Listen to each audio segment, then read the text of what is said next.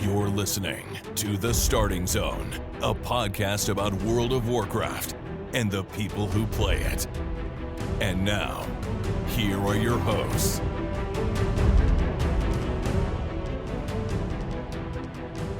Well, hello and welcome to The Starting Zone, the podcast about World of Warcraft, the people who play it. Today is December 30th, 2024, and my name is Spencer Downey. Thank you so much for listening and subscribing to my podcast. I'm joined today, as always, by my co-host, Jason Lucas. Jason, how are you doing on this last show of the year? Oh, Spencer, hello. Yes, happy Monday to you. And yes, here we are. It's been, 2024 has been quite a year for WoW, and it's just about over now. I think, 2025 will be a big year too, but I don't really think we're going to see like midnight this calendar year. So I think it's going to be slightly less of a big year than 24 was. We had a lot of WoW stuff this year, as you might expect. Mm-hmm. So yeah, I mean, I'm doing well. I'm sort of in my long winter's nap phase for a couple more days. It's been kind of a light week of WoW stuff for me personally. I did get in and play a bit, but I'm way off track of my normal schedule because it's not time for that. It's not time to do the normal thing. It's the end of the year. I'm on vacation. I'm hanging out with family and doing, other kinds of stuff. So I think it's good to take that. It's not like there's anything pressing happening in World of Warcraft right now anyway. So it's kind of nice to just dial it back a little bit, spend time doing something a little different before we get back into the routine too much. Yeah. Well, man, my past week in WoW has been fairly active, actually. I have spent a bunch of time trying to make sure. So I'm at the point gear-wise where I'm just getting sockets. So now my, real drive to do Mythic Plus has, tumbled down a hill on weeks when I'm not really enjoying Mythic Plus or not really keen on it. Because I just need to do enough activities to unlock a socket, and then I can throw a socket in my gear and move on to the next piece. And the only piece that I would really potentially upgrade would be if I got a helm out of my vault. But since I have a crafted helm, the secondary stats on it are actually substantially better than what are on my tier helm for what I'm doing. So it's like a debatable upgrade. It's so much of a debatable upgrade that I'm like, I'd rather just go for the sockets for a couple weeks and take it easy, which is what I've been doing. But we've raided twice since the last time we talked on the show. And so last week's raids on Sunday, Monday did not go as well as we would have liked. We did see phase 3 a bunch of times, and we saw a couple could have been kill attempts where people just made little mistakes that unfortunately cost us being able to kill Queen Ensarek that week, as in last Sunday, Monday. One of which was the Death Knight on our team during the ad spawn phase, hitting his grippy hands and pulling all the ads onto Queen Ensarek and killing us all. Oh no, don't do that. That happened at 7%. That's always nice to have happen. Oh man. Yeah, so little things like that happened were very sad and unfortunate. However, it meant that we walked in last night and got a 7, I think it was an 8 or a 10% wipe on our first pull, and then we had a setback pull as you normally do, and then another setback pull. And then we had a pull that went to the platform phase 2, and our tank DC'd. And we're like, well, what's up? His power went out to his entire building, the whole apartment building he's in. And their predicted time for the power to come back on was 3 hours later. And so we had one of our DPS who also tanks Mythic Plus in the offense switch over to tank, and then we spent about 5 pulls with them learning how to do the tanking part of the fight, which they hadn't done very much of. There was a lot of oops, didn't have shield wall up for that, need to have shield wall up for that. Oops, didn't have this up for that, need to have. There's a lot of those moments, and then we finally killed it. So we did in fact get Queen Ensarek down on Mythic. Nice. So we are Queen Slayers. We have the official title now. I looted the mount off of the boss for the first kill, which felt awesome. And this go around, we're just doing if you loot it, you learn it. So that's a nice rule for me. It worked out really well. So that was great. So I have the white version of that mount now, which is very cool. And yeah, it's done. We're done Prague. We're taking this week off from having to do raid. We are going to do first 4 bosses on Wednesday for people who want to try and get loot out of vaults, which I think makes sense. It'd be neat. I'll probably, if I can participate, I will. I have a dinner that night, so I don't know if I'll be back in time, but if I am, I'll probably participate in that just to get a shot at my better trinket because I still have the heroic version of the Spy Masters. But outside of that, I think we're doing an achievement run next weekend or something like that. We're gonna do the achievement run to try and get all the achievements done.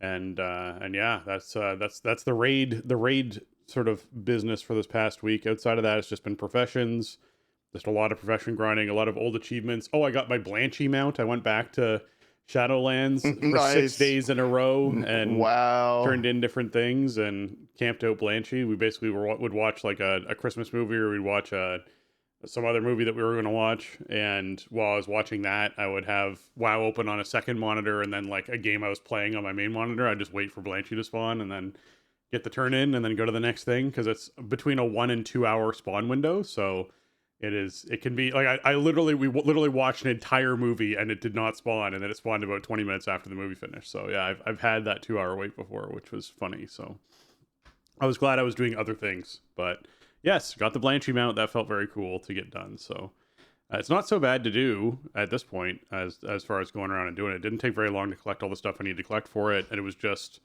hey, having the time to log in every day and go and deliver something to Blanchy. So, but it's a cool looking mount. I've always liked that mount. Yeah, I never did it. I'm not a mount guy, so it's Yeah. like it's got to be something that sort of just lands in my lap, and it's like, oh, cool, I have this, I guess, or like I got this from doing this other thing, so now I ride it because it's like a cool reward for doing a thing. The stuff you got to collect, I pretty much never go do. For me this week, like I mentioned, like probably last week on the show, like the holiday schedule was not compatible with the raid schedule this year, so. Tuesday, Wednesday, no raids. I did have a raid on the schedule last night, and enough people showed up for us to go do stuff, which was cool. What else was cool was after we spoke last Sunday, we did end up having people come to clean up the heroic ID. So I brought my monk to that, and I got like 4 bosses in on the monk, which I haven't really done any alt raiding. So he got so much finery from those 4 bosses because of the way the catch-up mechanic works, which basically put me like 2 weeks ahead on collecting finery. So Yep. now I can just kind of stroll into the raid and get my buff. So that was cool. Like last night, went in there, transferred all the finery over to the main, just activated, the 14% stack of the zone buff.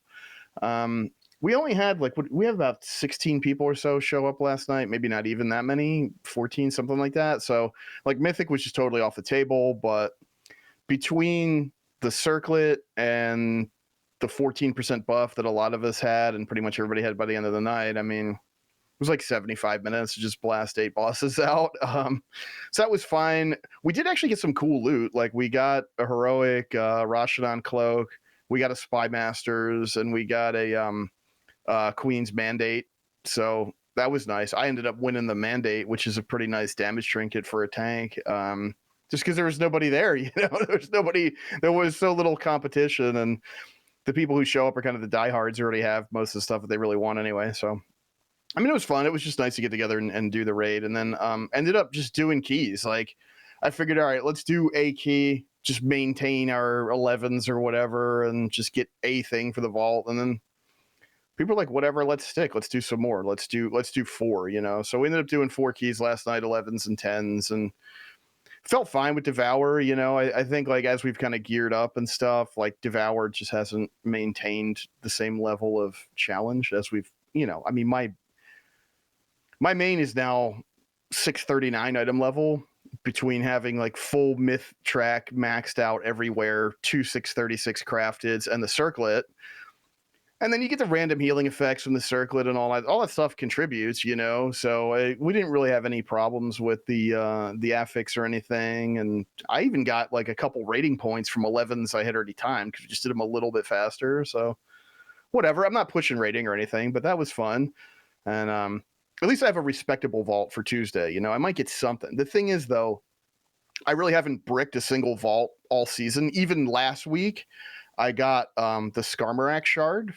From my dungeon row was Mythtrack, Skarmorak Shard, and Mythtrack Mark of Cardros, which are like 2 extremely good dungeon trinkets for Prot Warrior, like 2 of the best that you're going to see in that row, and they were both in there, Mythtrack, and it's like, well, how do I pick between the 2 of these? I ended up going with with the shard because I think it's just slightly better for dungeons, which is sort of like the highest level content that I'm generally doing. So, that felt good. It's like I have everything I could really possibly want. I'm on track to finish up heroic and mythic Mog once I get one more catalyst shard. So, I still want to have choices, but there's really nothing I'm even shooting for in there. There's almost nothing that would be an upgrade. And without doing any mythic bosses this week, no shot at the Seacron neck. So, whatever. It's just going to be what it is. Hopefully this week coming up, like we're not going to raid New Year's Eve somewhat obviously. I think that would be kind of ridiculous for me to ask people to show up for that. But we'll probably raid New Year's Day because it's kind of just, I don't know.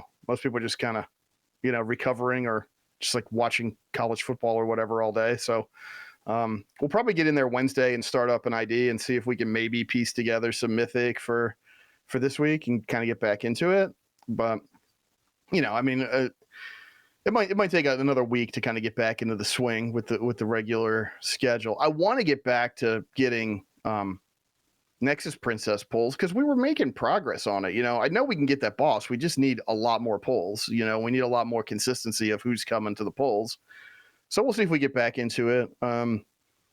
Other little stuff I was doing throughout the course of the week. I got my Snapdragon mount yesterday, I want to say, which is there's like the baby Snapdragon out on Siren Isle, and you have to feed it for 10 days. It needs like increasing amounts of food or whatever. And to get back to health, and then it starts growing. And so I got the mount. There's like different treats you can get for it to change its color, which is kind of cool, but I haven't really done anything else out there yet to get them. And apparently you can then buy once you unlock the treats, you can buy them from a vendor out there for Flame Blessed Iron. So you can like change the color of the mount to suit your needs, that's pretty cool. And another thing I did was I went out and did the skip really quick on the monk and the druid, got the Cersei circlets for them, then went back to the main, bought the citrines for Flame Blessed Iron, put it in the war bank, and distributed the power as need be. It was like completely painless, basically. The most annoying part of it was that the citrines like aren't unlocked account wide on the vendor. It's only for whatever tunes have done the stuff to unlock them. And so then you have to like buy them on one tune and put them in the bank. But that's very minor levels of alt management pain for something like this. It's a massive upgrade for those tunes in terms of item level and like just adding some additional power and some procs and stuff onto them just makes everything a bit smoother. So that was cool. I didn't go back and get the item level upgrade for them this week, which maybe I should try to do that before reset because I'm not sure how much of a pain it's going to be to try to catch that up. But yeah, like it was, in terms of getting an alt like set up with the circlet at 642 and with whatever citrines you want, if your main is set up, it's like there's nothing to it. It's a very streamlined process, which is cool because yeah, it does represent a really nice power spike for those tunes that aren't like super maxed out. It does. It's a dramatic and noticeable power spike for sure. It is one of those situations where it was so easy for me to get set up on an alt that I actually like the upgrade process is even easier. The upgrade process was like 2 minutes. So to get the ring is 20, and then to get the first upgrade is 2. It's like, oh, this is a great fast way to get a ring going for people. So it's certainly something that I would recommend folks hopping into and doing when it comes to how they're going to catch up their character. If they're just getting back into the game, you definitely just go and get your ring right away. You can do some events on the island and get yourself, if it's the first time doing them, get yourself some of the citrines for it.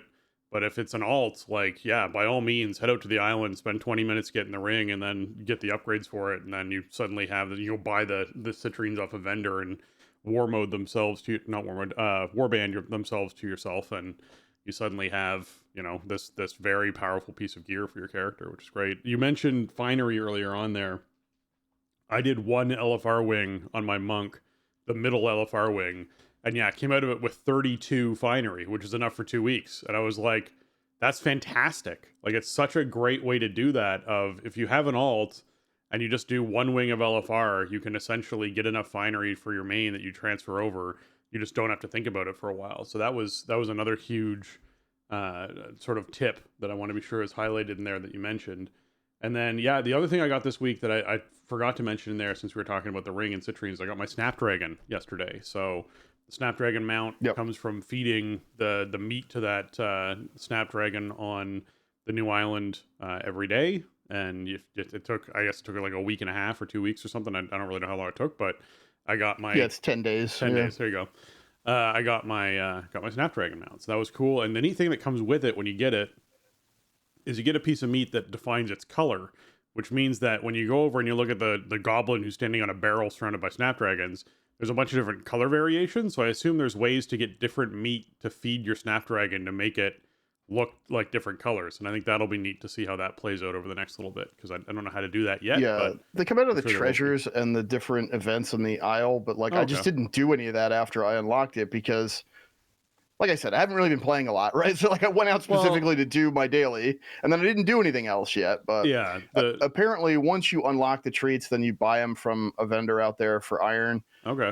So you can like I don't think you can change it without the treat, but you can change it at will once you've unlocked the treat just by spending a small amount of iron to buy a new treat. So yeah, you can match your transmog or whatever, which is pretty neat. I like that concept a lot. What I thought was, especially since obviously a mount is account bound, which means all your characters now have that mount. So I'm assuming you can get the treats on all your different characters and have different transmog for it and different looks for it for different characters, which is important to be able to do. So I certainly like that.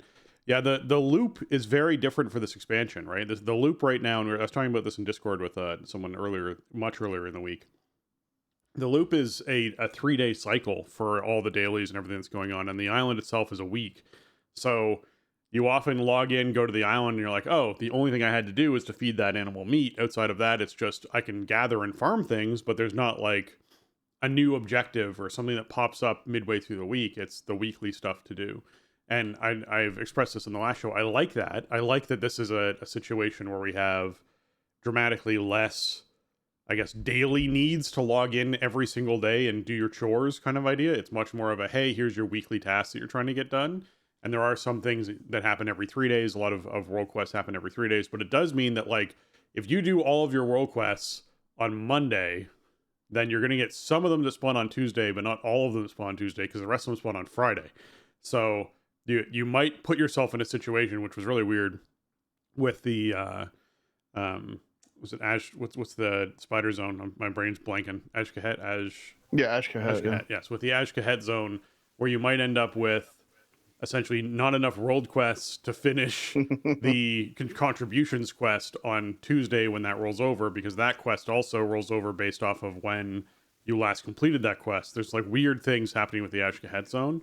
So yeah, I definitely think that the 3-day cycle is good. It's just it's going to take some adapting to get used to, and I hope they keep it going forward, because I do think it's helpful for players to go, I can take a day off without worrying about missing on anything. And along that same 3s cycle is what we're seeing for the weeklies, where the weekly quests that we get for, like, Titan fragments or for the delves or whatever, those last 3 weeks before the new one pops up. So it's the same thing of 3s. They're working in 3s with these, which I think is it's working out well for them, I think.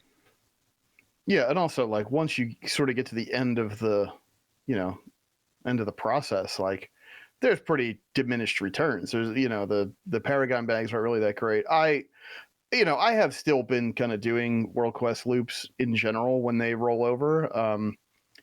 Primarily because it's just an excuse to get out in the outdoor world, just kind of chill and enjoy the game, and also mine and collect treasures. Because it's just it basically is like a 3-for-1 for me at that point. I'll get some quests done, whatever. I'll get some rep that doesn't really matter, but the 1,600 gold out of the Paragon bag is okay once in a while. Get the treasures, maybe get some blue mats. Get stock up on mining mats. But yeah, I mean, this is a real .7 patch in terms of this content. Like, this is so much lower friction than even Forbidden Reach was, which in 10.0.7 you could have essentially ignored Forbidden Reach if you had like a maxed out main and that was all you were really interested in playing at the time it came out. Like, yeah, the ring was cool. It wasn't like it was good. It was you could live without it. I mean, I guess it would depend on what you were really trying to accomplish in the game still. But even at that, it required a lot more investment initially to get it set up and powered up than what this does. This is just go there, yeah, the initial visit might take an hour or two to kind of go through all the story questing and all that and kind of get the the feel for how it all works. And then once they changed it so you just get all the citrines basically right away, and you're just done with it, and then you can easily transfer that power around. It's not really designed as some kind of really deep content to dig into and spend a lot of time on. It doesn't seem to me. If that stuff is there, I'm not finding it. Yeah. And I think that's great. I mean, like, we're probably less than 2 months away from 11.1 coming out, and that's going to be a whole new giant zone to explore, a new renown rep to do, other new systems to unlock and power up. There's the friendship reps and all, like, on top of a season roll and all that stuff. Like, the last thing I would really want is for .7 to be something where it's like, I am compelled to spend 2 hours a day interfacing with a particular system inside of it or something. Like, right. It's just a nice little bonus. If you're still chasing something at the end of the season, here's some power up. If you want some new stuff to collect, here, have some mogs and mounts to go dig into and, get that stuff situated. If not, don't do it. I think it's fine. Like, that sort of usually when we see a .7, it's like quality of life changes. Maybe there's like a new vendor, there's some other adjustments that need like data changes, but there's very seldom like new stuff to do in .7s.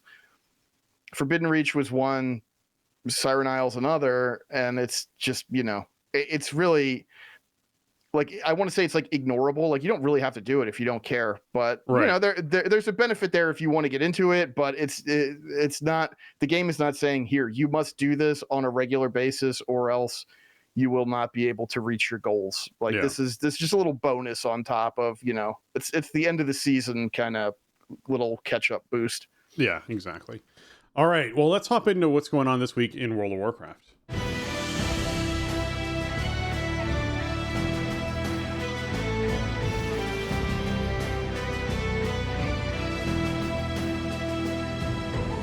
All right, this week in World of Warcraft is the World Quest bonus event, meaning that the Sign of the Emissary buff is up, increasing World Quest gains, reputation gains from World Quest by 50%, and there's a quest to complete 10 of them, which rewards 2,500 to rep to the faction of your choice. This is a great week for folks who are wanting to actually catch up on reputations in any expansion where they have World Quests. So if you want Legion, if you want BFA, if you want, obviously, the current expansion, catching up on Renown, if you want Dragonflight, catching up on Renown, all of those things, this is a great week for doing that because this buff is worldwide. So certainly something that's worthwhile doing. We also obviously have the Choose One week. This is the week for you head to the quest outside Dornival and you're picking between world quests or Snuffling or Dungeons or Awakening the Machine or Severed Threads Pact or Theater Troop. There'll be 4 of those. We don't know which of the 4, but of those 6, there'll be 4 choices. You'll pick from those 4 choices. Often the dungeon one is quite easy to do if you're already doing Mythic Plus for the week. You can pick up the dungeon one if it makes sense. Like if it's like, hey, this is a dungeon that you are going to run in Mythic Plus anyways. If it's, Miss of Tyrannosaith, it just wouldn't be Miss. It would be this expansion. So if it was, Arakara, for example, then this would be a great week for picking up the dungeon one because you'll run an Arakara this week in Mythic Plus. The Theater Troop is the easiest one to do solo. It's one where you just go out, do Theater Troop once, and then do a couple world quests and you're done. Or if you're just, thinking, hey, I'll get this passively done throughout the week, world quests is a great way to do it. Just completing 6 world quests will be an easy choice for that. Awakening the Machine, often people will do as an activity for the week. That's one you can take and get double the reward on, obviously, because you get done both the weekly for Awakening the Machine on top of this Call of the World Soul weekly quest, which gets you the other reward for that. And Snuffling, I rarely choose. I just don't tend to do this one. I don't know why. It just isn't one of the ones that grabs me. I think discovering 45 World Soul motes while skywriting just probably isn't my jam. Like it was early on in the expansion. I'm not going to go looking for them now. I think it would just get frustrating. It's just not my thing anymore. So, yeah. It's just like too much time investment overall. Like I still do the snuffling quest every week. I mean, I don't know. I'm still doing stuff that rewards keys and that rewards, anniversary bronze and all that. Yeah. I don't know. I don't know why. I just feel like I should, so I do it. I really think this week for the choose one, like World Quest is just pick World Quest. It overlaps with the weekly. Go do your pact in Ashkahet and do the world boss, and then your weekly's done, right? And then you just got to do a couple more to get the bonus, the holiday bonus for the World Quest event. So right. It's just that's a lot of nice synergy this week. And I mean, most of the World Quest in this expansion, there are a couple outliers, but most of them take like 30 seconds. They're not by and large huge time investments. So yeah, it's a good week for that, but not like a super exciting, bonus week. It's not like Dungeon Week or something. So one thing I do want to point out, if you this is a thing I've been doing lately for keys, like because you need keys, right? If you're doing delves, and if you're doing your weekly loop, I think one of the easiest keys you can get is from Halifal, spreading the light. You get a key from doing that, right? And all you got to do is light 4 of the lesser key flames. You don't have to do the dailies that pop up from them. All you got to do is just throw the radiant remnants at them, and you can buy the radiant remnants once you have enough renown from the Halifal vendor for the radiant echoes, I think, or whatever they are. Whatever the crystals are. There's so many currencies in this expansion, but the crystals you get that at first you need them for all the vendor gear, and then you grow out of them and there's nothing left to do with them. For a pretty reasonable price, you could turn them in for radiant remnants, and then you can get keys on your alts from spreading the light in about 8 seconds in Halifal. So that's a nice. That has nothing to do with like the weekly Call of the World Soul or the weekly World Quest bonus event, although I think it does count as a World Quest. So might as well do that too if you're out there, right? That counts towards your 10 for the week, and it gives you a key for delve. So that's a way I've been saving myself a lot of time on the weekly loop for keys on the alts. Yeah, it's an interesting thing with the new island out there. It means we have more access to catch-up gear, which has been really nice for enchanting for me, where I've been disenchanting lots and lots of more things, which has helped out that currency of that profession a lot. However, with that new catch-up gear out there, it means that the catch-up gear that you purchase from the vendors is less important for your character than it previously was, which was what I was spending those remnants on. So for me, what I was spending the resonating crystals or whatever they're called on, that currency on, was basically I'd level an alt up, I'd go around all the renowned vendors and buy all of the gear with those crystals for that character. And so that character would basically be at like 600 eye level within a matter of moments, which was very nice. Whereas now, I guess it does make sense that you could basically just go, hey, I'll just take this person to the catch-up island and get them a whole bunch of catch-up gear, or I already have some banked from my main from doing the loop, whatever it is, and give that gear to them, use that currency for other things, and that's another great thing you could use that currency for. So good tip as far as that goes. All right, the classic Ashran is actually our brawl for the week. So the brawl for the week is basically heading back to Ashran, where the goal is to essentially defeat the other faction's leader on this large battlefield that has side objectives and things all over the place. However, what you'll notice the majority of people do, and this is something that's been happening for a while now with Ashran and Classic Ashran, is going down the sides of the map, bypassing all of the objectives in the other team, and then going directly at the boss of your other team's faction to try and beat them. And I have definitely had 5-minute Classic Ashrans and Ashrans before, which is very weird feeling, because Ashran was one of those things where I'd be like, dude, this is like an hour and a half and I might not finish it, or it's an hour and a half and I'm going to lose and we get very little reward. So it's never been something that I was very attracted to. However, if you do happen to catch one of those groups that's doing that, it can be a very fast way to earn a bunch of honor and get the quest done and everything else. So certainly something that's worth looking at if you're trying to get those things. I would say if you don't get it in the first 1 or 2 that you do, though, you're going to be like, I'm done with this. This takes way too long. I'm done with this. I'm not interested. Like that's where your mind's going to go pretty quickly. So and unless you're a classic Ashran enjoyer, I don't think this is probably the week for your brawl. It's not a great brawl when it comes to that sort of stuff. Yeah, this is stark contrast from South Shore versus Taryn Mill Yeah. from last week. There is a bit more technique required, even if you're going to do like that kind of boss rush. Like you got to know, how to do that and where to go, and you got to know that your group is doing that and everything. So even with like the try to end it in 5 minutes strat, like there's some technique involved, and yeah, if you end up in one of those long ones, man, that ain't going to be no 7-minute death match thing. So yeah. But there are people who loved Ashran when it was current, and they made changes to it, and they kind of reincorporated it as an epic BG, but it's not really the same thing. So every 12 weeks or whatever, it lives again for a week. So if you miss the good old days of Ashran, then you can get in there this week. Yeah. All right. The Mythic Plus affixes. Well, actually, before I do that, World Boss this week is the Aggregation of Horrors. It's the big Scarred and Abomination and Radiant Deeps. So if you're wanting to do that, it's a bit easier to get because there's like you have to defeat 3 ads before the boss activates phase. So it tends to be up a bit longer. So if you're trying to get the World Boss, you can get down there, get some 603 loot. Also, if you're still working on your Titan Shard fragments, try to do it outside of a group in the next couple of days. While people are still doing it, you can get down there and wait for another group to engage it. If you're not in a group, when you kill it, you get 50 of those fragments. So it's a great way to get those early on. Mythic Plus affixes for the week is Voidbound, means that players basically will experience Void Emissary spawns while they're in combat with enemies. Any mob that gets buffed takes reduced damage.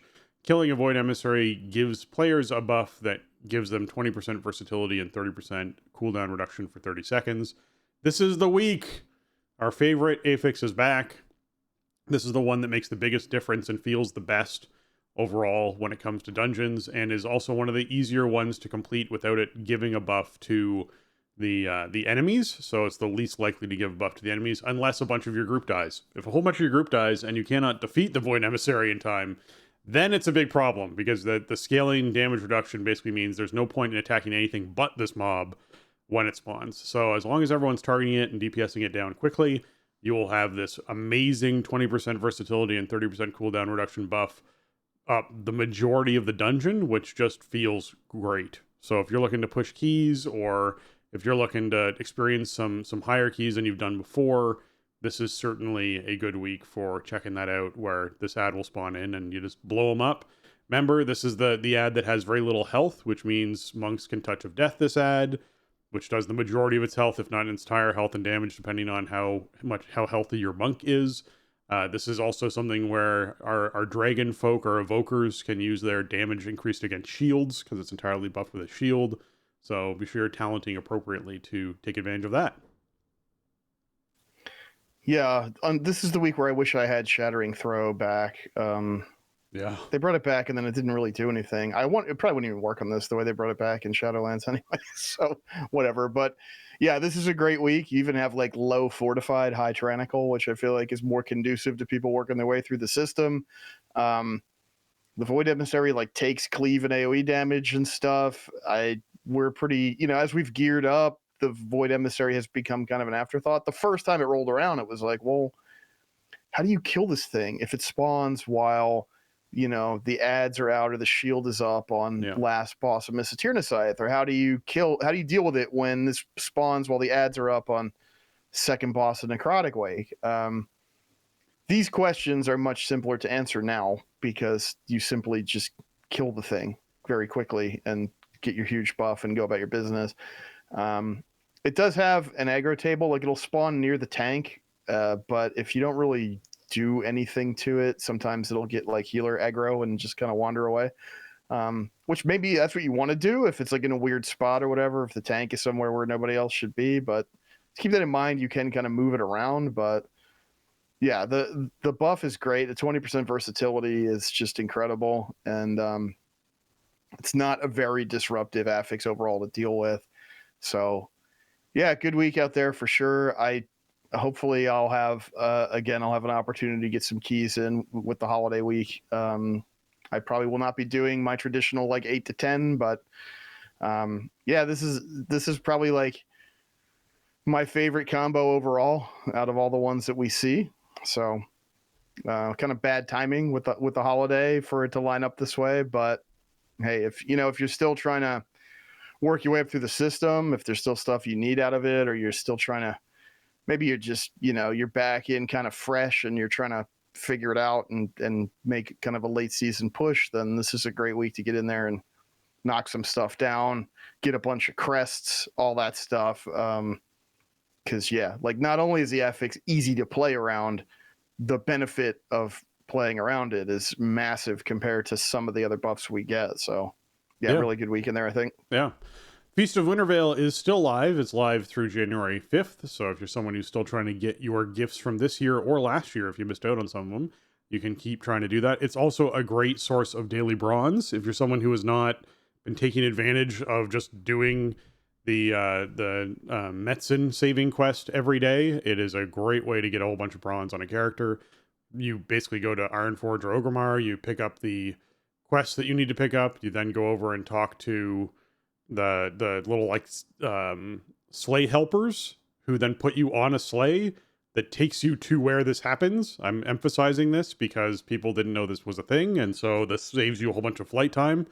It just takes you there, and you defeat the Grinch, and then you have to fly all the way back. So you might want to save your hearth or whatever it is for getting back to turning in the quest. I don't know why the sleigh is a one-way trip, but it is. It's a one-way trip. I think it'd be pretty easy to add in goblins that then return you, or like you hop on Metzen and Metzen flies you back. Like one of those things would be a nice thing to have happen since you just saved them.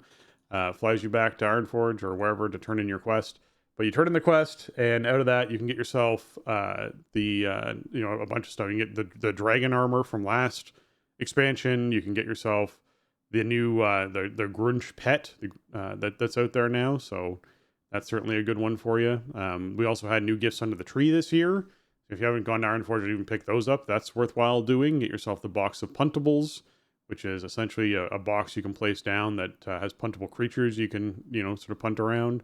The Wintervale Cracker is there, which essentially is you find someone to pull this cracker with you, and one of the two of you get something, basically, when this happens. I did this with Robin, and she got both things. So, there is a chance that you will not get anything out of this. Just be aware.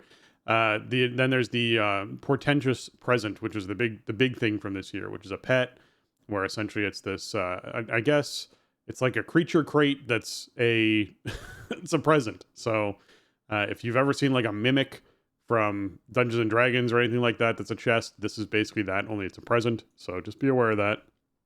Pretty cute, certainly worthwhile getting. So be sure you're picking that up. And then, we'll just emphasize again, like we did last week, that there's the festive green and red holiday transmogs that are just purchasable from gold. So if you just go to one of the vendors near the event when it's taking place, as far as, in Ironforge, you can buy all of the transmog off of that vendor and be able to sort of gain these suits early on and pretty easily from all this sort of stuff. So certainly worth doing as far as that goes. But yeah, and outside of that, this is probably the most toy heavy, as you'd expect, holiday that's out there. So there's not only a lot of pets that you can only catch during this, including the Globe Yeti, which is certainly worthwhile doing. You go into the Snow Globes in Ironforge or Orgrimmar and catch yourself the Globe Yeti. I remember doing that the first year this was out and being super excited about it. And then obviously all the toys and cosmetics, and there's a bunch of profession recipes that are attached to the holiday as well. I always like the Snowmaster 9000 that lets you make snowballs. That's a great one. So certainly worthwhile collecting a bunch of stuff for this if you haven't yet. Yeah, and we're in the last, few days here. So just don't forget, if you logged in like when it first started and you went and got the Grunch and you got the Transmog and you tamed the reindeer and you didn't go back for your presents under the tree, don't forget to do that before the event is over, because they will be there until the 5th when it ends. Yep. But then if you don't get them, then they'll just be in the pool of stuff from the stolen present, next year, and you'll have to do the dailies until you happen to luck out and roll up one of the things that you're missing. So just get them now while they're still there. Then you don't have to, think about it. So a few more days on that. The old presents tend to end up under the tree as well to a certain degree. So that on essentially Christmas Day, you can go and open like 6 or 7 packages now. They don't have all of the old presents, like you said, but it is a chance on each of those presents to get some of the old stuff too. So there is that extra bonus chance that happens every year. But yes, you're right. The daily will become a much more of a grindy thing. So definitely take advantage while you can. All right. WoW's 20th anniversary is also winding down. My goodness. This has been quite the event. It has been pretty wonderful. I have leveled many characters because of this, many levels, and I have certainly bought all the transmogs and gotten a ton of time walking badges. It has been a wonderful event all around. I'm really looking forward to next year's. I hope it's a similar thing that lasts at least a month and a half, because it's great. And the experience bonus alone and reputation bonuses alone and all that sort of stuff is certainly worthwhile doing. I've done every achievement. So I had to, actually the last achievement to do was the one where you had to kill all of the old world bosses. And the dragons are on a rotation, which is something I hadn't actually bothered looking up or knowing yet. So I needed to kill one of the dragons that didn't spawn until Christmas Day. And so I recognized, oh, okay, so it spawns Christmas Day, like, I think it was every 4 days or 5 days it was up again. And so essentially I was like, I have 2 spawns before it's gone, and I wouldn't be able to do it again until next year. And so I made sure on Christmas Day I went in and put together a group and killed off one of the dream dragons so that I could actually get my achievement done for that. But yeah, your time to complete that stuff is winding down very quickly. The things to be worried about is there's an achievement for seeing all of the different locations at the little location pad that's there, where you can go through and get your picture taken inside of different iconic locations. Those rotate daily. So you only have so much time left to actually get all those locations if that's something you're trying to do, or you might not be able to. You don't have to get all of them. You have to get like 5 different ones or 6 different ones or 10 different ones or something like that to get the achievement. And then same thing with the dragons. You have a limited amount of time to get the originals done if that's something you want to get done. And then outside of that, most stuff you can just like grind out. Like it's just time. So it's like, hey, I want to get all of the customer service stuff done. Sure, go for it. It might take you 5 hours, but that's something you can do, and you can spread it out over a couple of days if you want to. But we're just letting you know you got like a week left to finish this stuff before this goes away. So be sure that you are taking full advantage of it. I will miss what this area looks like. I think the Outside the Caverns of Time has been phenomenal. I really like what it looks like. I definitely would recommend people do a little take advantage, look around if they haven't yet at that area. It's very cool. I love the events that took place with the mount competition, the storytelling, and really neat as far as that goes. And if you're a shaman or a rogue, I'll say this again, go underneath of the transmog competition stage. There's a vendor down there who is selling things specifically for you that you can only get during the anniversary event. So be sure you're buying those up underneath there. It's a hex cockroach, I believe, as well as a one of the poisons is a glyph or something like that for making a rogue thing look different. So be sure you pick those up while you can if you're playing either of those classes. Yeah, it's weird that it's almost over. It's like when it started, it was like, well, this is just going to be going on forever. And then they made the big change just, a few days in or whatever to like just max out the bronze yield. And then I was just kind of done with it in terms of buying stuff. I have been for a while.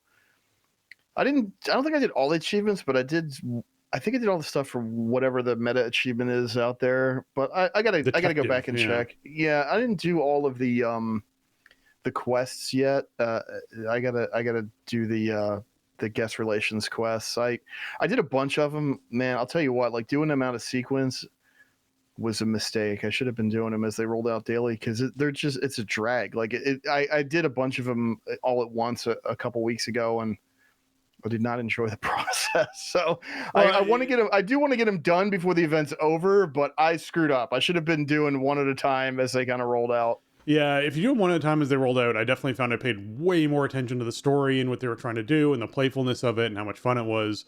Whereas when you're like, I want to get this done, which is where most people would be at this stage, like you need to just pull up Wowhead and have coordinates and, essentially be going to where you need to do and not trying to solve puzzles. And like we're at that stage now of this event where if you want to get done, you got to just get it done because it's certainly going to take up some time if you're trying to do something else. So keep that in mind. There was something else in there I wanted to mention too about guest relations. Oh, that's what it was. The Fell Cycle, which is the Secret Finding Community's mount that you can get.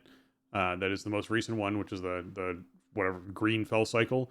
That mount requires you to have the detective title, which you can only earn during the anniversary event. So now you do have some time because it also requires you to have something from Hallow's End, which, by the way, was a few months ago. So If you don't get detective this year, just be sure that you're checking out, if you want to get the Fell Cycle, there's sort of list of things you need to be able to get that mount, so that as the different holiday events happen throughout the year, you can pick up the things you need to pick up for it, so that when the actual, anniversary event rolls around again and you get your detective title, you can work on that mount if that's something you're wanting to do.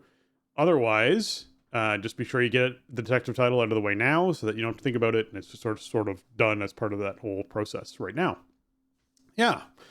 Okay. Wow. We've had a bunch of updates that came out about what's next in World of Warcraft.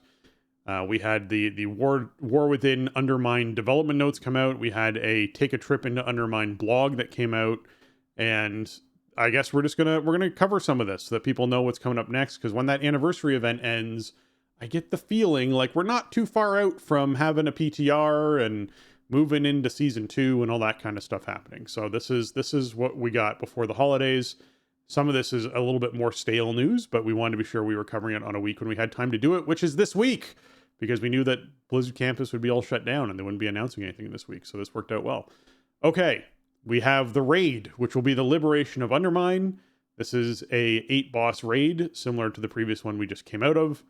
And so we will be seeing, I assume, raid testing for that kicking off sometime mid to late January for folks to see that and start testing out some of these encounters. It could be as early as next week, actually, depending on when they choose to do some of this raid testing. So we'll see what happens with that. And hopefully it is going well as far as bosses go. The whole theme of this expansion, I think, is going to be really fun with a very goblin gambling themed. I think it could be neat to see what they choose to do and how playful they choose to get, because I think they could make this a really lighthearted, fun, silly kind of patch for folks to enjoy. All right, Operation Floodgate. One thing sure. Too, like, I don't want to get super into like data mining stuff, but it does appear that there is a renown rep associated with the raid instance, which could be really awesome. It seems like, you'll be able to get buffs and benefits inside of the raid from participating in the raid consistently, and also potentially, if this goes live this way, to essentially dinar, so that you can buy an item of your choice off the raid loot table from maxing out your renown track. This is like, it harkens back to old school raid reps, right? Where like you would grind rep inside a raid instance, and then once you got to Exalted or whatever, there'd be a ring or something, like a custom ring for that raid instance that would power you up even further. Yeah. Talking Burning Crusade, yeah. Yeah, or even up to Firelands, I think. Was Firelands like the last time we really saw one like that? Maybe. But I thought that was a cool addition to old school raids. Granted, like, you spent more time in the old raids anyway, I feel like, just naturally. That raiding was just kind of harder to and more time consuming to move through an instance than it tends to be now, especially since there's multiple difficulties and everything. Yeah. So it kind of harkens back to that, but rewards you for consistently participating in the raid, which I love that idea if that ends up going live. And then the ability to not, like, okay, you're gearing up for this one particular piece of loot that you can only get this way, but it's like, hey, okay, you've participated in this raid a lot. Your reward is that thing that you were really gunning for off the loot table, and hopefully you can, crest it up to a high item level or whatever. But we'll see. I mean, it's another 8 boss. I think 8 boss raids are just kind of where they've landed over the years. We used to see 12 and 13 boss raids, especially at the end of expansions and stuff. An 8 boss raid is probably a lot easier to put together and tune and everything like that. It is just like overall, we end up with fewer bosses like per expansion, and it ends up being like a team like mine progresses through an 8 boss raid really fast and then sort of gets stuck halfway through Mythic, and then that's it. I guess it's okay overall, though. I think like, as they try to sort of ramp up that production schedule, get us more stuff more frequently, I think an 8 boss raid is kind of the max size that we're going to see, to be honest. And I guess it's okay as long as the fights are fun. It doesn't really matter if there's not as many of them. A lot of times in those bigger raids, you have fights that are kind of filler anyway. I feel like, you get that like patchwork boss or whatever and stuff that's not really very interactive. Also, I want it to be fun. Like, I want them to really lean into how wacky and zany goblin stuff can be. And if we're going to be doing a raid where we're the Liberation of Undermine, and some of these bosses are like Rick Reverb, and you're like, okay, well, is this going to be like a disco party dance kind of crazy boss? Like, that sounds like it could be a lot of fun. And You know, they have the opportunity to do some fun stuff with these bosses. So I'm hoping they leaned in on that. All right, Operation Floodgate is the new dungeon that's going to be coming out. It's a race against time to stop the Dark Fuse and Venture Co. from blowing up a dam that would flood the Ringing Deeps. Yeah, I don't know why they'd want to flood the Ringing Deeps, but I guess we'll find out storyline wise. The dam obviously is most likely the dam that we already know and do quests around inside of Ringing Deep, so I assume it takes place somewhere associated with that. But yeah, it is a dungeon. There's going to be 4 bosses in there for you to check out, and obviously it'll probably be part of season 2 of Mythic Plus, I'd imagine, is where this would fall into. So Operation Floodgate is going to be going live. The Cage of Carnage is a new PvP arena that folks will be able to hop into, set in a demolition dome. I hope this is very Road Warrior leaning in. It'd be very cool to see Mad Max Road Warrior stuff as far as this goes, where it's a gladiatorial arena where players are dropped in via trap doors separated only by a haphazard metal platform equipped with ramps at every corner. So certainly a fun place for folks to run around and do some PvP. It looks really small. This is like a small arena, so it should be Carnage should be definitely on the menu for this one, and maybe this would be a cool addition for the rotation for Packed House. You know, you get those small arena maps and just put a ton of players, and hopefully, like, they haven't really mixed that rotation up in forever, but based on what this looks like in the video and what they were saying about it, this could be a candidate to be in that rotation. I think that would be really fun. Yeah. And then something interesting happened. They put a class change inside of their feature blog because it's so important that it needed to actually find its play in front of everyone's eyes. I had to highlight this one. Like, we're not gonna get into all of the class changes that are in these notes, but man, they are taking a huge pass at Prot Warrior, which is why I have to talk about it on the air, because they're really changing the rage throughput kind of calculus, but also making, like, along with that comes some kind of significant damage nerfs. And what they say is that, you know, Prot Warriors are constantly flooded with rage. It undermines rotational defensive decision making, encourages constant dumping of rage into Ignore Pain. That's true, and it does kind of suck. And it's also super high APM, which is kind of annoying. So they say they're taking a pass at reducing Protection's overall rage generation to make decisions on when and how to spend it more meaningful without reducing their ability to tank effectively, which, like, hopefully that's true and will require, like, correct tuning. I would like to press fewer buttons and still be, you know, alive. That would be a plus. I think the 2-piece for the set this season should help with that, or in terms of, like, slowing down the overall APM and kind of the frenetic rage dumping. But you have, like, shield wall proccing, hopefully, like, 2, 3, 4 times a minute for a few seconds. So that should smooth everything out. But man, this seems like it's going to be quite a big damage nerf in terms of the tuning that they release, like the changes that they're proposing for this initial build. And not that I particularly care about, like, how much damage I'm doing, but there is a point where it's like you're hitting this spec too hard, and there are going to be expectations around, like, what, you know, how much damage a tank is supposed to be doing. And I don't know. I mean, like, obviously it's the first initial build. PTR isn't even up yet. Nobody's played it yet, but looking, like, I like it philosophically because I do feel like I'm constantly just trying to stay under rage cap, right? Like, when I'm, like, actively tanking something, which means I'm just spamming Ignore Pain generally for, like, no reason. And that also means not only am I pushing a key every GCD, I'm also pushing a key in between every GCD almost. Which is that's just obnoxious. You know, that I'm getting older. That's a lot of keystrokes, you know, and also, like, it doesn't feel great because Ignore Pain is not, like, an individual Ignore Pain cast is not super impactful. Now, they are significantly buffing Ignore Pain with these changes, which is great. Like, an Ignore Pain cast should be much more impactful. Yeah. Like, it should stick around a lot longer. Like, right now, I'll cast a couple ignore pains in a row, and then I take one swing or the boss does its mechanic and my entire bubble just goes away. So it should be better in that regard. But if it ends up being a massive throughput nerf overall and damage output goes way down, then the spec is going to need a lot more attention. So I'm like on the fence. I like the philosophy of like, let's slow down let's kind of stem the rage flood.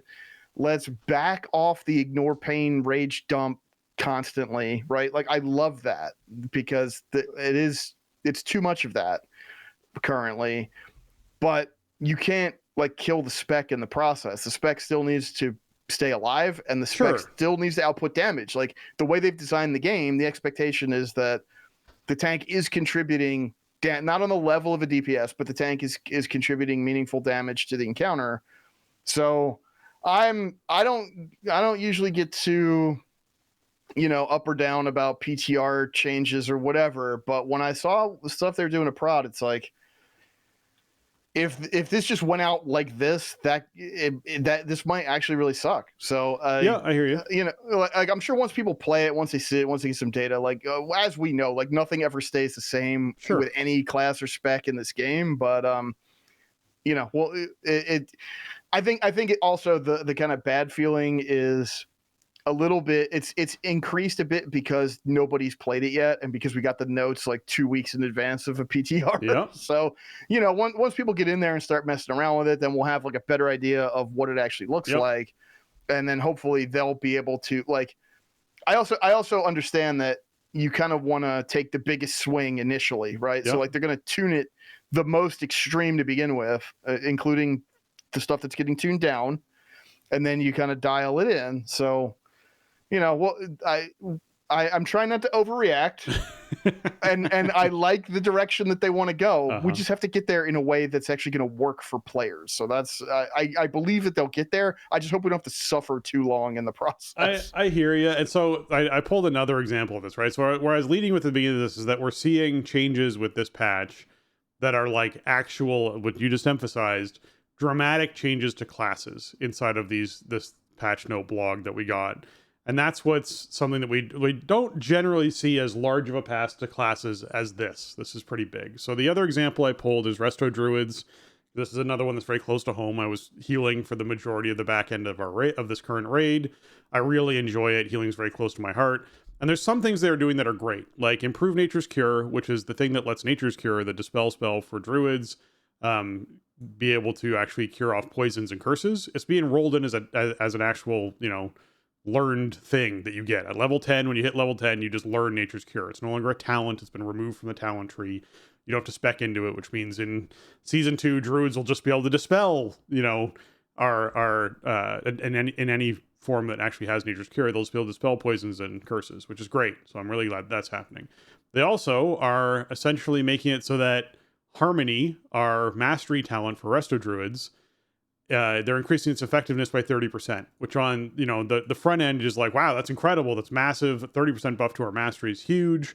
Haste has been our best stat for a long time. Maybe this will finally make mastery better. However, Harmony now reduces its bonus with each additional heal over time effect, which means that the more hots you put on a target, the less that target benefits from your mastery, which is counterintuitive to that. And so they're like, all right, so the developers' notes on this are to update Harmony the update to Harmony is intended to reward more heavily the first few heal over time effects applies to a target, while tempering the scaling at a large heal over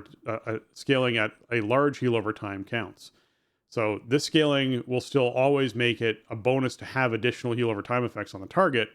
It's just that debate of like, oh, how effective that is goes down. But what this means for healing for Resto Druids is most likely where we're taking talents to try and get as many hots rolling on as many targets as possible, like high priority, because you want to get that mastery activated and you want to get like 3 or 4 hots on a target and then use regrowths to try and get heavier heals happening and those sorts of things happening.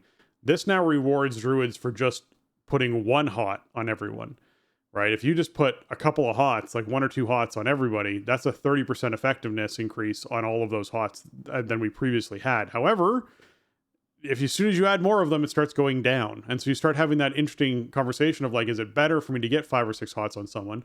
Well, it's always good to. It's always positive to do that, but it's not may not be as much value for you as putting 5 hots on one person versus putting 5 hots on 3 different people, right? As far as like spreading those 5 casts out on different people, you might actually get more overall effectiveness out of doing something like that healing wise. So it's going to change how Resto Druids heal in a big way.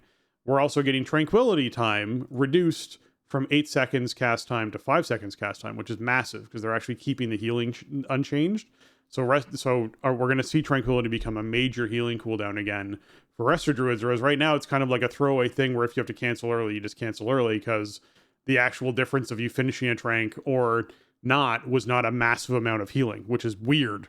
That it's like, yes, you have this big cooldown that used to be like an amazing healing cooldown for raid now that's kind of like a mediocre healing cooldown that if you end 3 seconds early, it's fine because you had to move because nothing will let you stand still for 8 seconds unless you get like a spell warding buff or something, right? Like something that actually makes you immune to damage. You're probably not going to be able to finish your 8-second channel in a lot of situations on a lot of fights. And often standing still to channel for 8 seconds means that you're not able to focus the amount of healing attention you need to targets that are actually taking critical damage and being targeted by abilities or casts, which means that those targets die because you're healing everyone for this little amount when specific targets needed something. So this is a nice big buff to Resto Druids as far as what we're seeing as far as that goes.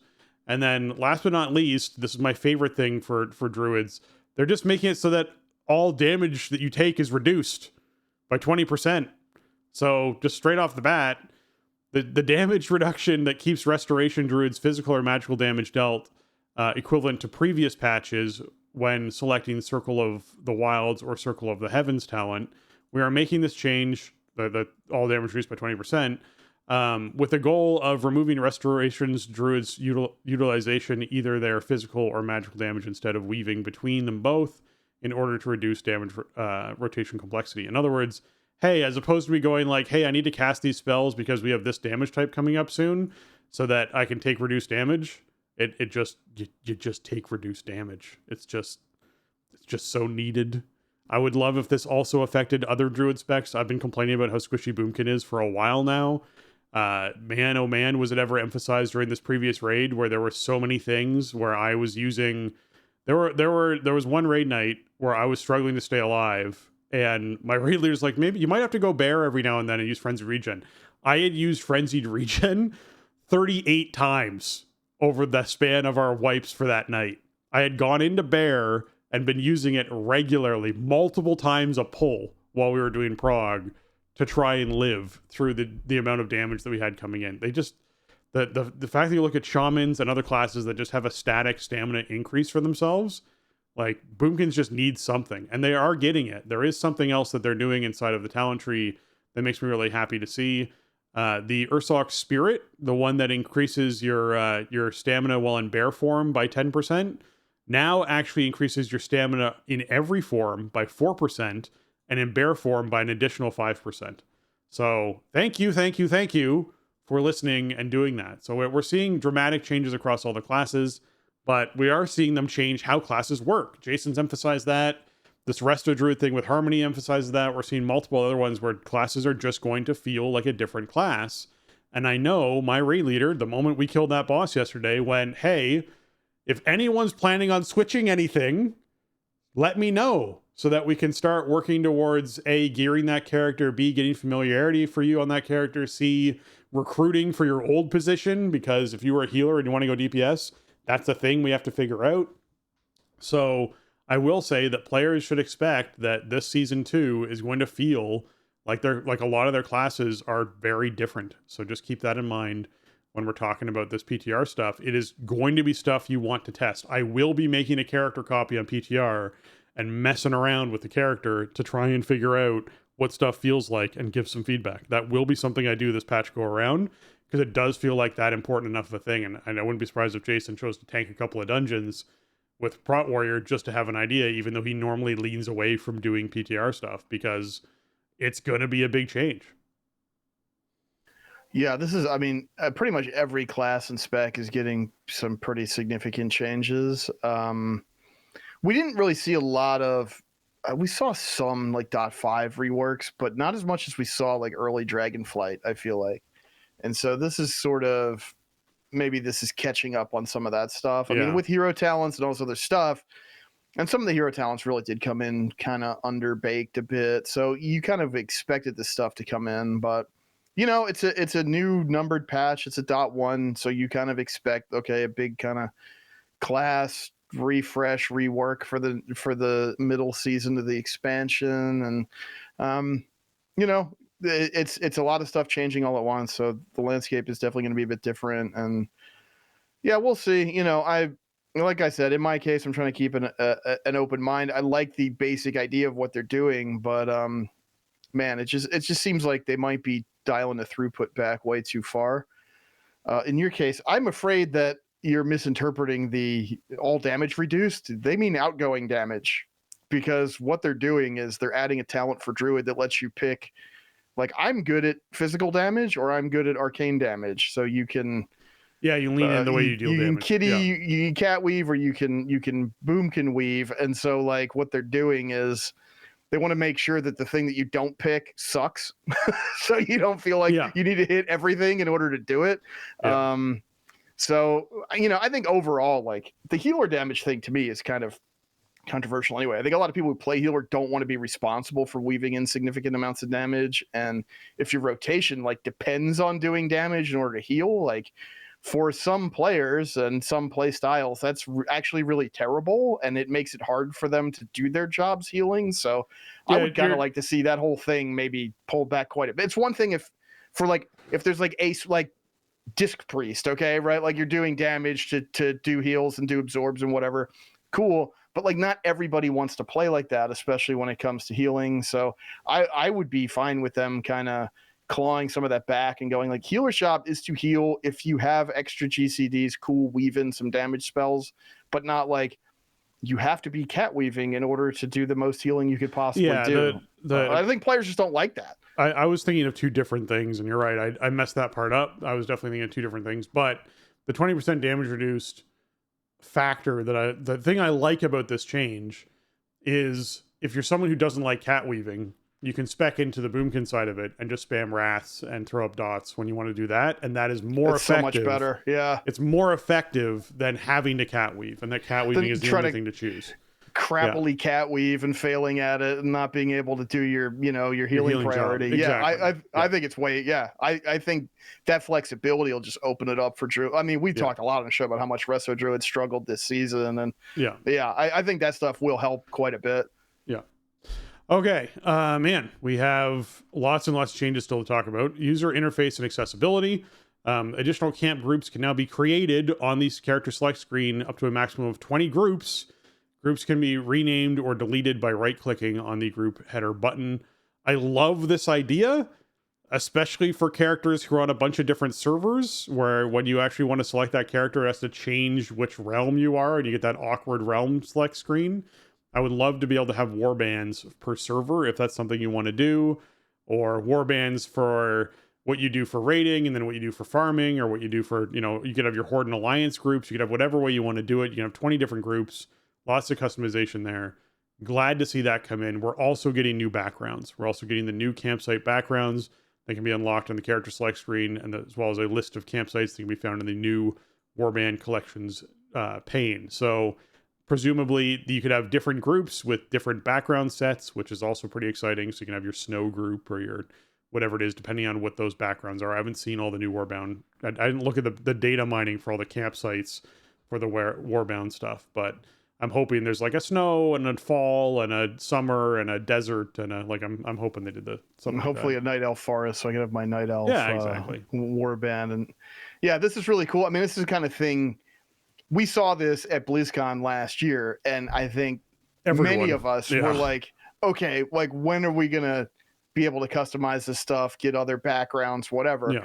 The answer is 11.1. So that's pretty cool. I think I got the impression at BlizzCon that whole thing was like, first of all, what they showed at BlizzCon last year was a complete mock-up. Like, it wasn't actually like the in-game, warband screen that we have now. And I think like they were nowhere near at the point of being able to conceive of different backgrounds for it or whatever at the time. But it was obvious like right away. It was the first thing people kind of jumped to, like, oh, can I pick a different background? Can I customize this, whatever? And so that's cool. I think a really cool thing about it too is it's a way to you could just add on to this forever, right? Because you can theme a campsite around a new zone that comes in a patch, theme it around a raid zone, whatever. Like you have all kinds of existing stuff in the game to theme it around, different locales or climates, different character race stuff, like do like an Ironforge one or whatever, you know what I mean? Like you could do all that kind of stuff that's already there. And then every time you add new stuff, you could theoretically have a campsite background that's kind of ties into it. So I love it. I didn't think we'd get it this fast, because it seemed like a wouldn't it be cool if kind of thing a year ago, and now it's almost here. So I love it. I don't know how much I'm really going to use it because there's really only like 3, maybe 4 characters I really typically log in on at this point and probably going forward. So I don't really need more than one. But it'll be cool to have it there. And I don't know, you make up some cool screenshots or whatever, get all your characters, make your campsites however you want them and screenshot them up and do whatever you want. Like it's a great idea. And I think, it's just something they can keep expanding on over the years. Yeah, I'm excited for what it means. I'm a little disappointed we didn't have Warband system back in BFA because we could have had an underwater campsite. We could have had like all sorts of crazy things, right? Because we had underwater zone. I mean, we could still have that. They could still do it. It just wouldn't be timely based on what we're playing. But I mean, they could totally add that stuff. Yeah, we can have all sorts. We could have a Draenor campsite. We could have like all sorts of fun things that they could do with it. So I'm looking forward to seeing what all these Warband things come out as. We're also getting updates to the quest pane, and these are interesting updates. So what they have right now is that the map filter now has a counter for how many items are hidden from the map. So you actually have an idea of how many things are not being shown on your map currently if you're filtering stuff out. The map legend has been relocated to a tab on the side of the pane, which I'm trying to picture where the map legend is right now. But I think either way, if it's not on the map itself, it's probably better off. So that sounds good. And a new tab has been added to the pane with information about ongoing and scheduled events within Khaz-Algar. This allows you to keep track of weekly event completion and set reminders for upcoming timed events. This is awesome. So this is them going, hey, a lot of people use add-ons to track all of these things. How about we actually just put into the game something that tracks all of these things? And that just makes perfect sense to me. So I am looking forward to seeing what this pane looks like. The fact that it's going to list off the events for maybe just the zone that you're in, I'm not sure, for what these actual timed things are. So you just open up your map and you know when the next theater event's taking place. Supposed to going, okay, it's 12:23, so it's 37 minutes away from now. So that means that I have to be back here in 37 minutes and I have to try and remember to do that. Maybe I'll set a alarm on my phone to remind me. Whereas in this case, it's like, no, you can go, hey, set an alarm for 5 minutes before this event so that if I get distracted while I'm out doing something else, that alarm goes off and I know the event's happening. And I know the event's happening in this much time because I have the actual timer sitting in front of me on my map. That's great. I'm very happy to see that. So really looking forward to those changes. Yeah, that seems great. My one wish list item for that is like, give me some kind of pip or something in that tab that shows me I've completed the event for this rotation on the character that I'm logged in on. That'd be incredible. If it's just like a check mark is all you need. Right. Like, did I do theater troop on the druid this week? I can't remember. And then you just look and it tells you. That would be great. I mean, they've added so much stuff to like the outdoor world and the event rotation and all the different stuff to do on a weekly basis. And I mean, I think by and large, like the UI hasn't kept up with it and tracking it. And yeah, I mean, like, I have week auras to track my weekly profession stuff and all that. It's like, I understand some of it they want to obfuscate because it's supposed to be like, oh, you've discovered this out in the world. Isn't this exciting? I get that to some degree, but when it comes to like the weekly schedule of stuff that you want to make sure that you're doing to get all of your rewards or whatever, better ways to track that are super appreciated. And yeah, hopefully it's not just timers of like when the event's coming up, but we'll show you, hey, I mean, it does say it allows you to keep track of weekly event completion. Yeah. So hopefully that means that there's just a quick way at a glance you could tell, yes, I did this on this tune. It'd be incredible. It would be great. Okay. We're also seeing overall performance information being added for add-ons.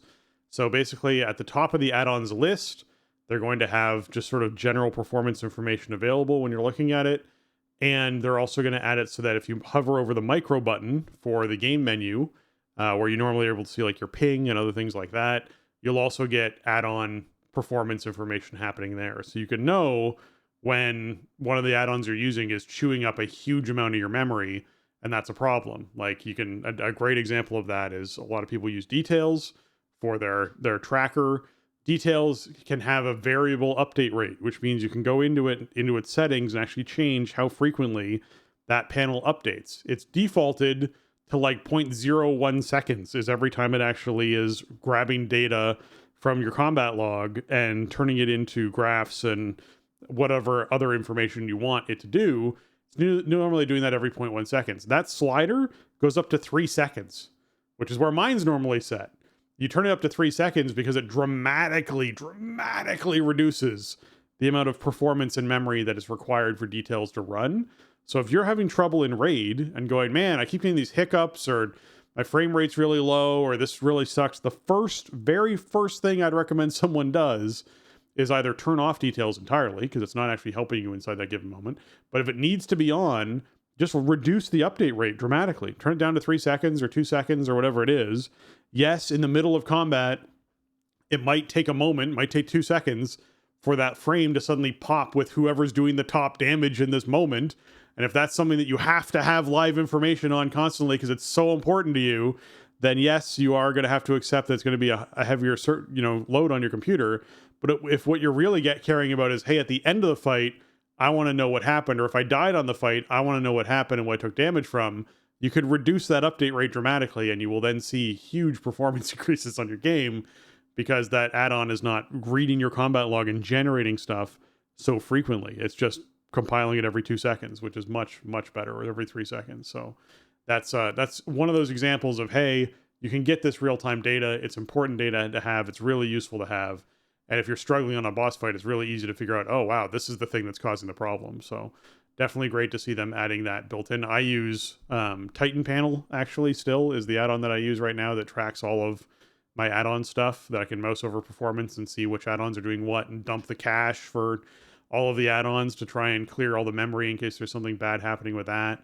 I can do those things through Titan Panel, but I'm glad to see them incorporating this stuff into the actual game itself. Yeah, there's also been, not in these notes, but there's been some press that Ian Hazzikostas has done where he's kind of said that they want to start kind of pulling back on what add-ons can do in the game. And, specifically referencing like information that they're giving to players during raid encounters, I guess, is really like the angle that they want to take on this. And to that, I say, be careful. How many times in the show, especially in the last 4 years or so since Shadowlands, have you and I lamented, like, you cannot do this fight without add-ons? Yep. Like, the in-game UI does not allow you to. Yep. How are you supposed to do this without a weak aura suite or without, a boss mod or whatever? The Dreadlords fight in Sepulchre, there was no UI support for that at all. So you want to claw back what weak auras can do, fine. You have to make the game more playable then. Yes, you do. You are taking on the responsibility of providing baseline UI functionality that does what people do with weak auras. We know where to get them. It's not like a weak aura is hard to like find and install once somebody has made it a good one. If you don't want people doing that, cool. You have to make the game work then in a way that we can use the UI without needing that. So, I think some of these add-on changes in 11.1 are probably in service of that, is my thought, with some of the, the different ways that they're sort of categorizing them and stuff inside the game client. So, we'll see how it turns out. This is something that the team kind of puts out there publicly about like what they want to do with add-ons frequently. And then usually they end up flexing back on it anyway. Like maybe they'll have private auras on a fight or something for a while, and then they kind of give it up when they're just not seeing kills or whatever. It's like you have to make the UI work for us, or let us make our own UI then, you know? Yeah, the one thing I would emphasize for them, if they were going to be changing add-ons and removing the accessibility, is the stuff that you've already said. But I would say one of the features I'd want added to the game that I think would be desperately needed for the game is something that you can set up per boss. This is per boss. This could be inside Mythic Plus or inside dungeons or inside raids, where you have a drop-down list of bosses. You pick the boss you want. That then puts up a literal like map of the time of that fight. So the fight, let's say the Hardened Rage is 8 minutes. So you have from 0 to 8 minutes. And it's just a straight plain timeline. And anywhere you click on that timeline, you can add a reminder. And that reminder can be you click on it and it goes, okay, you've clicked on 35 seconds in, and then you just pick an ability and you go, I want to remind Convoke. So I know that 35 seconds in, there's going to be a voice or an alert, or I can choose whatever it is going to be that pops up on my screen that goes, hey, use Convoke at this time. And then as you progress through the fight, you can literally build that out. So you go, oh, I know that we're going to need a better healing cooldown here. Let's add that here. Let's build this out. So before people even come into a fight even, you can set up ahead of time your entire timeline and allow people to export those if they want to and share them with each other. So that if you have a healer who's going to be sick that night, they can share their entire timeline with someone else. So someone else gets all of their cooldowns and all the timings for the cooldowns. Right now, all of that is done through other add-ons. All of that, the entire system. Liquid currently has something called Liquid Reminders, which does that.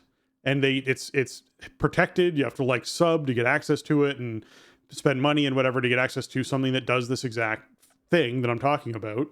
There's also other add-ons out there like MRT that allows you to, which is Method Raid Tools, which allows you to essentially set up like a list of events to take place. And when the combat timer reaches those times, then you get an alert that moves onto your screen and something happens. There's all sorts of different things out there that do it. It needs to be baked into the game. It just does. Like it needs to be baked into the game that people can go, hey, I know that a minute into this boss fight, I want something to remind me that this is going to happen. And this is the more advanced form of boss mods. Boss mods have been around for a long time. So if you're someone who uses bigwigs or uses deadly boss mods, it's the same concept. When a boss does a certain emote, when a boss does a certain yell, when a boss does has a certain time happen between abilities, then this particular alert happens. That will warn you that something's happening, or when a boss is casting a certain thing, an alert happens. It's just reading your combat log and going, hey, these things are happening. Let's give people visuals. Being able to basically make your own in a baked-in easy way of making your own reminders for things is just the next step of that. And I think it's something Blizzard could just grab and throw into the game as a tool that would be super useful for players. So like to me, it's, if you're looking at scaling back add-ons and you're talking about, hey, what are ways that we can support the player base if we're going to be scaling back add-ons, a great way would be allowing players to build their own in-game reminders for things. Like just let them build their own reminders for fights. It'd be a really big deal to let people do that. Yeah, I mean, that's the whole point of having the Lua add-on framework in the client to begin with. So, I mean, another option would be just kind of start reducing the overall complexity of combat and some of these fights, you know? And yeah.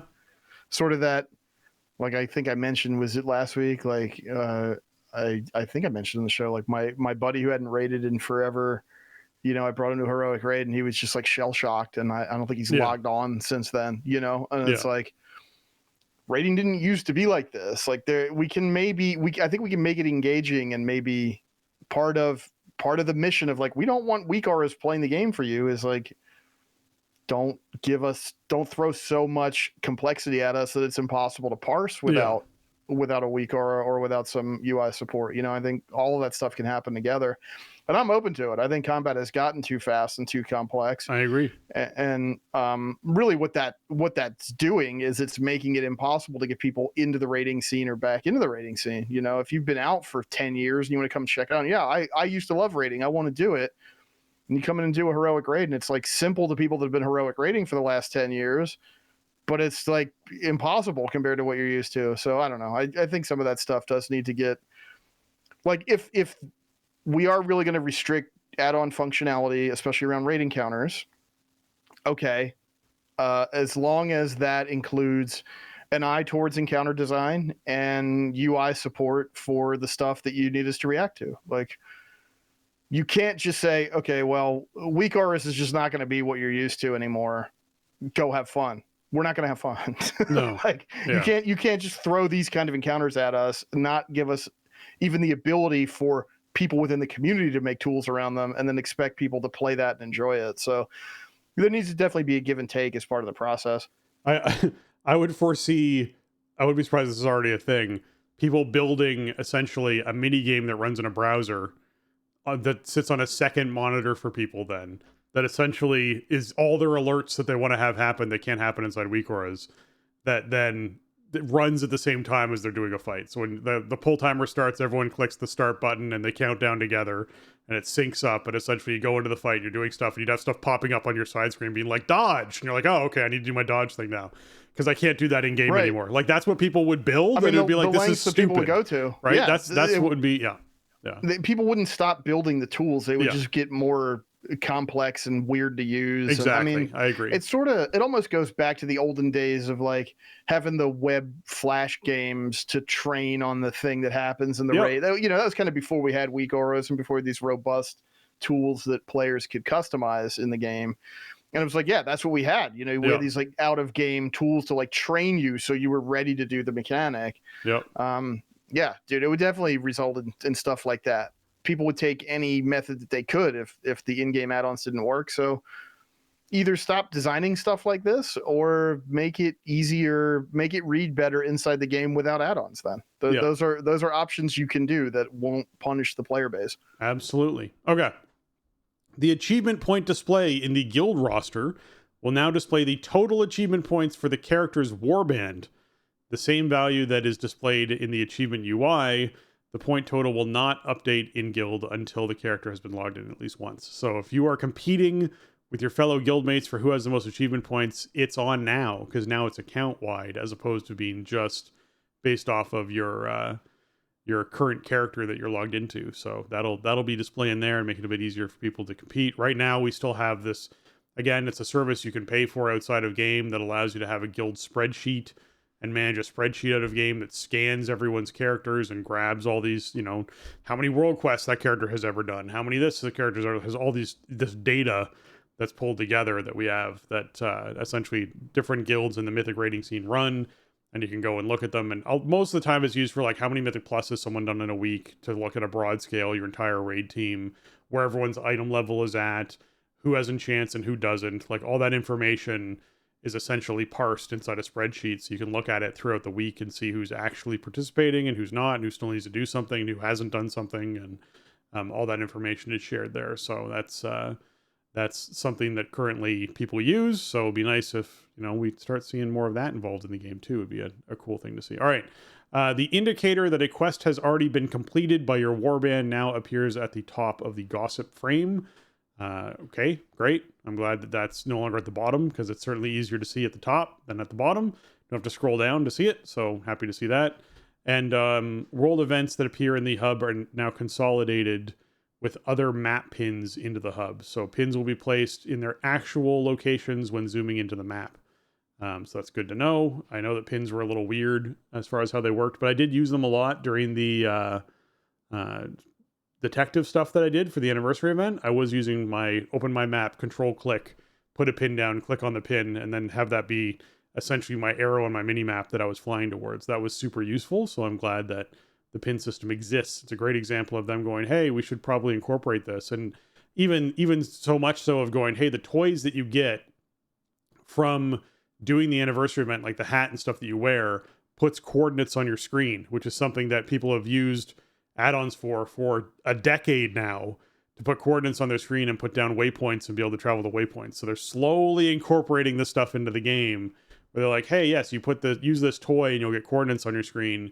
If you control click on your mini map, you'll put a pin down that's a waypoint. You can go to a place. Like, that's slowly happening to be a built into the game thing. So I'm very happy to see that happen. And last but not least, Add-ons can now be categorized by add-on authors, and related add-ons will be grouped automatically in the list. And there's a search and right-click option have been added to the menu as well. So they're updating that add-on frame. That is certainly a important thing to see. And I'm certainly glad. I hope this means that when I open my add-on frame, I don't have this long list of things, because there's like 7 different DBMs. It's just everything's grouped under one. And you can essentially have DBM, and you click on it and it breaks it out, and you can have the ones inside of it, so that you can consolidate that frame easier, toggle things on and off easier, all those sorts of things as far as what you want to do. That will make me very happy. Okay, so those were like the more in-depth notes that we were getting, but there's a couple features we hadn't mentioned yet that I want to be sure we mention, which is obviously there's going to be new delves. There's 2 new delves happening in this patch, the Excavation Site 9 as well as the Side Street Sluice. So those will be 2 new delves. It does look like this is still Bran, who's going to be our helper for all of this. I had gotten the impression when they first talked about delves, like every season we'd potentially be getting a new member helping us out inside of delves and going along with us on the journey. So I'm curious as to why it's still Bran, and whether or not we're going to see in season 3 maybe a different helper, or whether it's just going to be Bran for this expansion, and then maybe next expansion it changes. But that's one of the things. Like that might be the case. I think what they landed on was like, they didn't want you starting over with a new companion. Yeah. You know, and which makes sense. I mean, I've done a lot of delves now with my Bran, and my Bran is, you know, level 60. That took until like, I don't know, last week or 2 weeks ago. And I'm a player who plays a lot and does a lot of delves. I'm sure most players are not level 60 Bran. And then so like, you didn't even get to the top of the hill with him in this season, and then you replace him with somebody else, and maybe that character doesn't inherit the levels or whatever. Yeah. So I think they just decided, you know what, let's stick with the familiarity. Bran is the guy for this expansion, and I think it makes sense. But you know, we will see stuff mixed up with Bran, because there's going to be new curios that are more goblin themed, and you know, he'll have a new tank spec that you can put him in if you want to try out some different play styles. So, you know, keeping it fresh without having players start all the way over with a new companion, I think it's better. Like at first, they, you know, like last year they did kind of say like, okay, you know, the idea is to have a different companion every season. And I thought that sounded cool, but in practice, I think it's better this way. I have a lot invested in Bran now, and I want to take advantage of that level 60 Bran from, you know, day one. I mean, they could make it so that your companion just inherits the levels, but I think it's better this way. What I would do is if the way that I would imagine they would do it is they would add 20 levels to Bran that you can work through, or 30 levels to Bran that you can work through with this patch to level him up to make him more powerful. They would take the slice of what Bran is at 60 and start the new companion at that as far as skill level goes. So you can keep using Bran if you want, leveling Bran up, or you can use Kazlo, like or whoever you want to use, like Gazlo if that's who you want to use, and Gazlo will essentially start at a level 60 Bran level of power, and will have the same 30 levels that, you know, he can gain throughout this period of time. And so essentially you aren't giving anything up by choosing to do that. If anything, if you're someone who didn't max Bran out before, they can now have an accelerated path to getting him to 60, or they just have an item or whatever it is that skills him to 60, so that everyone starts at the same playing field. But, you know, maybe this other new one would be the better choice, because you're not dealing with low-level Bran, you're dealing with something that's relevant to the current content that's happening right now. You just start with this new person, right? That to me would be interesting to lean into it that way, but because you're not giving up the power as far as that goes. Like that's the concern, is giving up the power. Then they could just start out the character as being as powerful as level 60 Bran would. So I think there's ways to do it, but this is certainly a simplified thing to do. And I like the idea that they're adding a tank spec. That'll make it more variable. Obviously, the new curios will make it more variable. So I think there's certainly things they're doing that I think are good choices. It's just there was a way to do it. So it's an interesting choice to go ahead with this, and there just must be more story that leans into that, which is why I'm curious whether season 3 will stick with Bran or not, but we'll find out. Okay, and then last but not least, you get in your car and drive. Basically, drive is an acronym that they have in there. The meaning of drive is it stands for dynamic, revolutionary improvements to vehicular experiences. That's drive, and you'll be able to get a customizable vehicle that is designed just for use inside Undermine.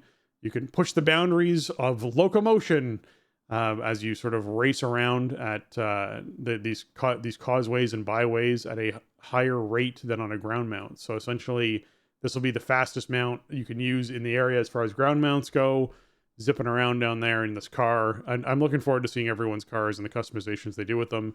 I will say the Zeppelin was like or the dirigible, whatever they called that flying machine that we got from Delves, was a little bit of a letdown for me in that I want way more customization for it, which I imagine is coming in season 2. But in season 1, I was like, oh, this is really rad. I definitely want to use this. And then I customized it twice, I think, and then was like, all right, it's kind of where I want it to be. I'm not going to touch it again. And so I want a lot of customization. If they're going to put these elements in, give me like 30 different front ends for a car and like 15 different headlights and like give me a ton of different things as far as looks go for these things, so you can really mix it up. Give me a color wheel that lets me choose between like not just 5 or 6 colors, but lets me choose between like 50 colors. Like give me like a huge variance in this stuff to really be able to customize the stuff. So that to me is a feature more so than like, hey, that's cool, right? Like, hey, that's cool is neat, but I'd love to see like no, this is like we put a system in where you can choose between, 12 different doors, and those doors can all have different colors associated with them. Like why not? Like let's lean into this. So if you want to make the junker of junkers that has like a blue back end with orange doors and a green hood, you can do that and make it look like you pieced it together from stuff. Like that's totally possible. So I want that with these sorts of customizations. So I'm hoping eventually we can get stuff like that going on. It would be pretty goblin-y too to be able to do that. But, yeah, I'm excited to see what this plays like because it looks like it's really fast, and it would be, there's going to be races and stuff associated with it too, like we have with dragon riding or dynamic flight or sky riding, I guess is what it's actually called. But so just new ways to move around in the game have proved to be really fun in recent years. So this looks like it'll be one of those. And yeah, I'm not really that as much into the collecting and customization aspect, but if it's like just fun to move around the game world, then it'll be really cool for me. So it's a weird idea. I feel like doing an Undermine patch is kind of maybe the only place you could really get away with it, right. Here you're gonna have like a car and you drive this car around and you can like change stats on the car. It's not really a WoW thing, right? It's not something you'd really think of, but it actually fits with Undermine pretty well, and it's like the place where they could do it. I guess the weird thing would be like, how much does this really carry forward, into the future of the game, or is this just a thing that we really use in Undermine? I can't imagine in like more traditional zones you'd really want to use this because we're flying and the zones are more vertical and everything. This is like a goblin city that we're driving around in. It makes perfect sense. But right. So it seems like a lot of tech and stuff to build into a thing that may not really have a very long, shelf life in the game. But I am definitely looking forward to seeing what it feels like to ride around in one of these things. Like that's definitely put that on the list for PTR for sure. Just go check that out. Yeah. Definitely worthwhile checking out. So yeah, I'm curious to see what the car is going to feel like too, and how much of a lifespan the car is going to have, because that is definitely a sticking point that you highlighted. That I'm like, ooh, I want to know if this is going to be something that we stay with for the next. It becomes like the ground mount. Like, are there going to be ski attachments so it can go across water with like a jet engine on the back of it? Like, what are we like? How can it go on railroad tracks with like little railroad attachments? Like, I don't know. It'd be kind of cool to see what they choose to do with it. So there's a lot of customization there that they can go with. So I'm hoping again that they lean into the goblin zany craziness of what's going on. Okay, folks, with that, I want to take a moment to thank our patrons. They contribute a ton to our show and help us to improve on the content we create. Today, I'm giving a special shout out to Alianas, Arajian, Bradley, Dustin, James, Kapawi, Max, Shorel, Rager, and Zachary.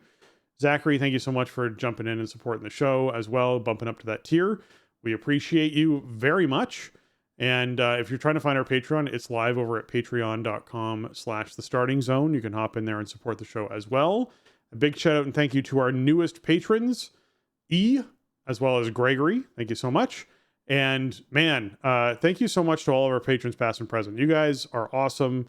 It's great during this holiday season to get the support that we get when it comes to paying for things around the show and making sure the show stays running and you know all the archives stay online and we pay the bills. And we've got a lot more little changes that need to happen to the show over the next little bit as far as back end stuff goes. So it's helping to pay the bills. So we appreciate you.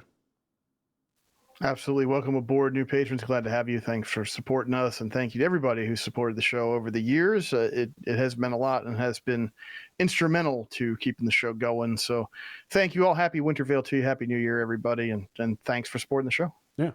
If you want to leave us a 5-star review, you can do that over your iTunes, your Apple Podcasts, and leave us those 5 stars. We'll read them here live on the show. Currently, we're not gathering ones from outside of the U.S.